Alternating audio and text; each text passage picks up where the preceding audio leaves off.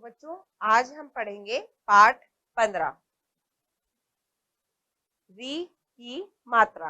अब ये देखिए, ये क्या है? री की मात्रा। री की मात्रा अगर मैं आपसे बोलूं, ये तो हमें ऋषि दिख रहा है ना?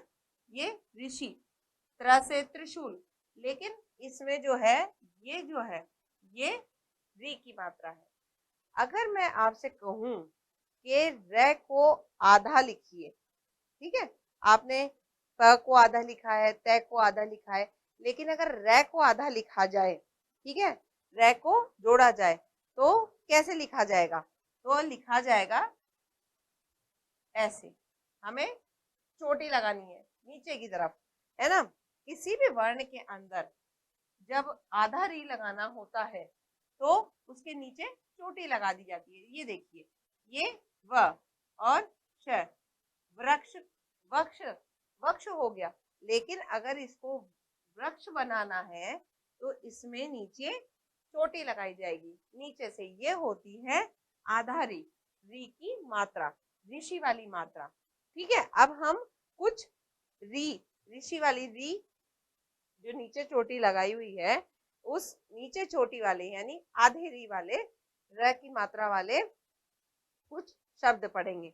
ये देखिए, वृक्ष, मृग, ये म ग के अंदर नीचे घुमा करके जो चोटी लगाई है ये आधा री है, मृग। ग्रह, कृषक, नृप, कृषक, ग्रहणी, घृत, कृपाण, सृजन, मात्र, कृपा, कृपया, हृदय। अब देखिए ये है ना? कुछ इसे गलत बोलते हैं, हृदय नहीं, हृदय है ना, र छुपा होता है उसमें। पितृ, कृतज्ञ, अमृतसर, कृषि, अमृत, कृपावान, पृथ्वी, श्रृंगार, मातृभूमि।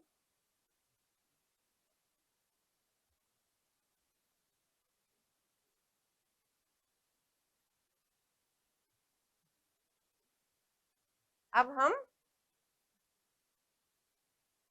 हम जो है ये री की मात्रा पे जो शब्द है वो इसमें देखेंगे कि ये जो ये पैराग्राफ है इसमें री की मात्रा के कौन कौन से शब्द हैं।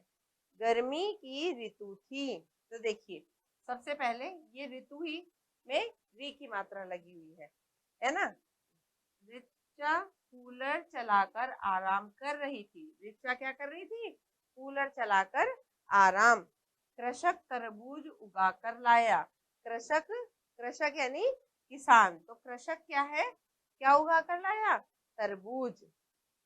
ऋचा की दादी ने कृषक से एक तरबूज खरीदा। ऋचा की जो दादी थी उन्होंने उस कृषक यानी अर्थ किसान, तो कृषक से क्या खरीदा? एक तरबूज। ऋचा की दादी तरबूज खा गई, तभी दादाजी गृह आए। गृह का अर्थ होता है घर, तो तभी क्या हुआ? उसके जो दादाजी थे वो गृह आए। दादाजी ने पानी पिया और तरबूज खाया। दादाजी ने क्या किया? पानी पिया और तरबूज खाया।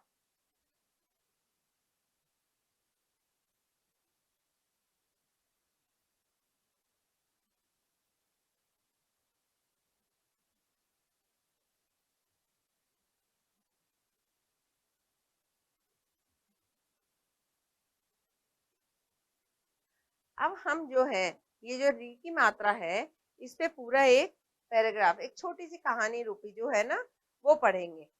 कृपालु बनो। कृपालु का अर्थ होता है दयालु।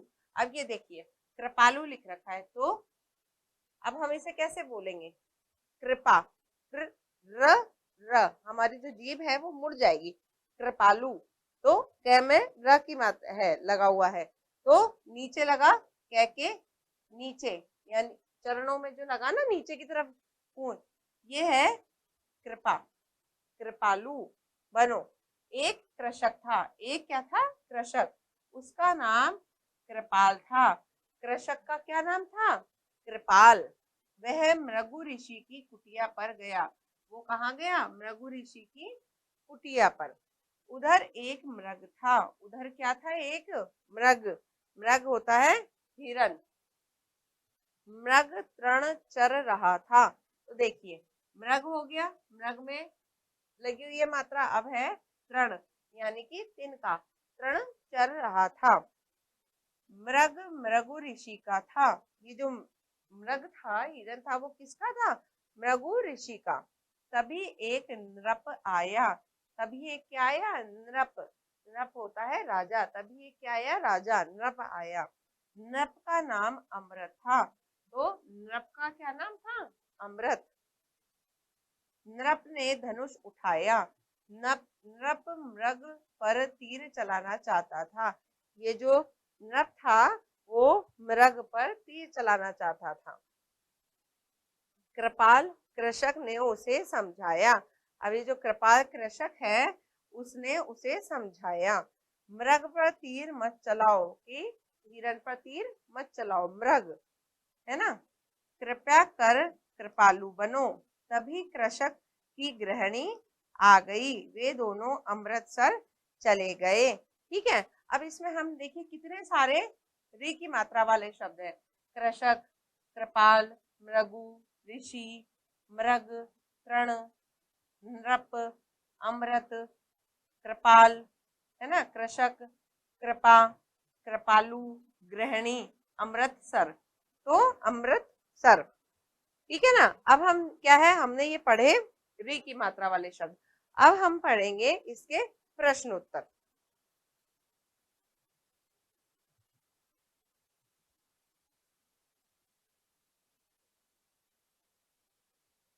तो बच्चों, हमने जो है अभी तक री की मात्रा वाले शब्द पढ़े हैं। री की मात्रा होती है, आधा र हम लिख नहीं पाते हैं, तो आधा र कैसे लिखा जाता है? उस किसी भी वर्ण के नीचे पूंछ लगा करके। ये देखिए, है ना, ये देखिए, ये है ना, इससे जुड़ गए। अब री ऐसे र को आधा तो कैसे करेंगे? र आधा नहीं हो सकता है, तो फिर हम क्या करेंगे उसको? ऐसे, ये देखिए, ये देखो, इसमें लगा ना त्र से त्रिशूल में, तो ये ऋषि वाला, री से ऋषि, है ना। आइए, क वाला प्रश्न है, चित्रों को पहचान कर उनके नाम लिखिए। हमें यहाँ पे चित्र दे रखे हैं, हमें उन्हें पहचान कर उनके नाम लिखने हैं। ये है वृक्ष,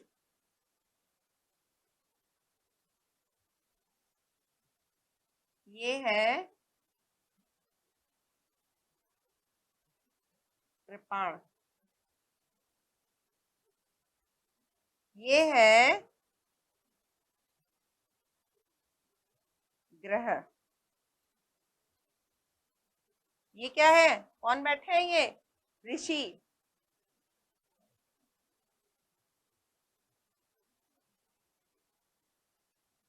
अब हम इसका प्रश्न घ करेंगे। प्रश्न घ में पूछा है, री की मात्रा लगाकर शब्दों को पुनः लिखिए।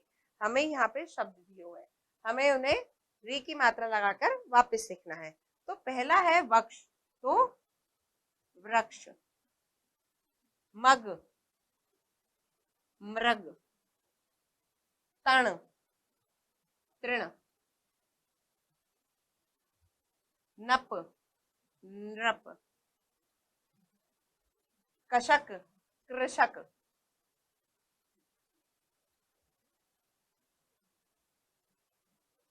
गहनी, गृहिणी।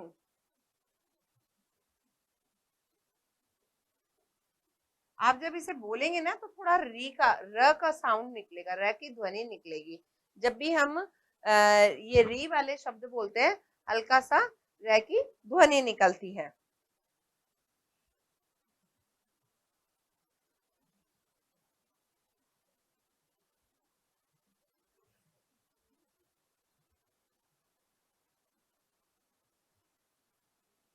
अब हम इसका प्रश्न घ करेंगे। रिक्त स्थानों की पूर्ति कीजिए। हमें यहाँ पे खाली स्थान दे रखे हैं, हमें उन खाली स्थानों में से ये जो सही विकल्प चुन करके यहाँ पे लिखने हैं। हमारा पहला है, मृग खाली स्थान चर रहा था। मृग क्या चर रहा था? तृण। ये देखिए। दूसरा है नृप का नाम था। नृप का क्या नाम था? जो राजा था उसका क्या नाम था? अमृत। अब है तीसरा, खाली स्थान कृषक ने उसे समझाया। तो कृषक कौन था? कृपाल। ये देखिए।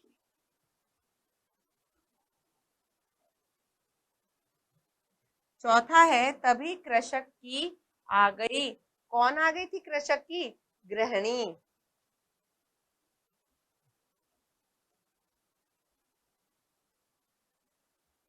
तो बच्चों हमने आज पूरा कर लिया है री की मात्रा। ठीक है ना? ये देखिए, ये री की मात्रा आधी रह, ये आधा रह होता है जो कि किसी भी वर्ण के नीचे चरणों में घूमता हुआ लगता है। ठीक है, हमने यहाँ पे कई सारे पढ़े है ना, जैसे त के नीचे लग गया तृण, न के नीचे लगा नृप, व के नीचे लग के ये देखिए वृक्ष। तो ये जो ये है नीचे की तरफ जो चरणों में लगी हुई मात्रा है वो आधा रह है। ठीक है, तो ये आधा रह री से ऋषि नहीं री वाले शब्द हमने आज पूरे कर लिए हैं।